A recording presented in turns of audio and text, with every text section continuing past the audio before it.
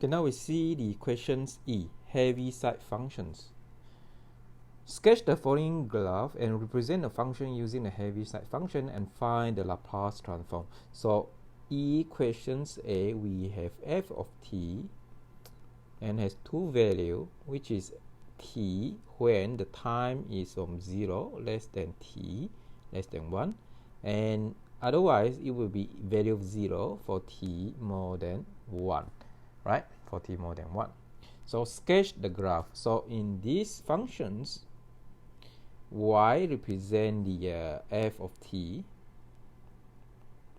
and x axis represent the function of the t, right? So the time point here at t equal to 1. So let's say this is t equal to 1 here, and this is our origin at t equal to 0, right?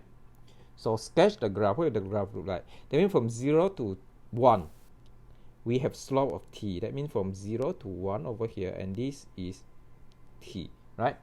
And after that, when t more than 1, what do we have?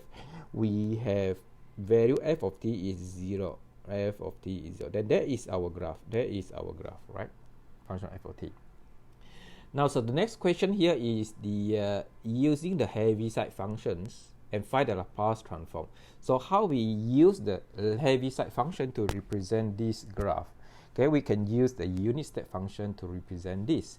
So we can express this f of t as a unit step function when from 0 to 1 is represent ft, and that means from 0 to 1 is switch is open, right? Switch is open, and then it will be crossed when t equal to 1, right? T equal to 1. So we use the unit step function u of t minus 1 times t.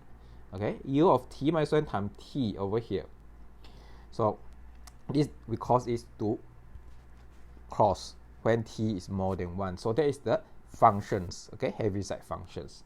So now then find the Laplace transform of this. So find the Laplace transform.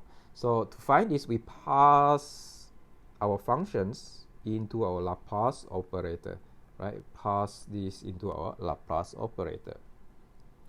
Now what we need to do is we do the Laplace transform for each of these terms over here. We take the Laplace transform of t, and then we also take the Laplace transform of these unit step functions, u of t minus 1 t, right? We take the Laplace transform.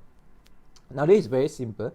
Laplace transform of t is equal to 1 over x squared, right?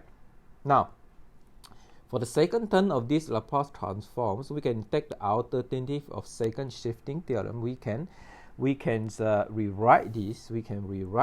This is equal to minus exponential minus x, that the Laplace transform of t plus 1. Okay, that the Laplace transform of t plus 1. Now in this case, then we can rewrite this. So here we have a minus exponential x. Then here we take the Laplace transform of t and plus the Laplace transform of 1, right? Okay. Then we have 1 minus x squared exponential minus x. So Laplace transform of t, what do you have? You have 1 divided by x squared.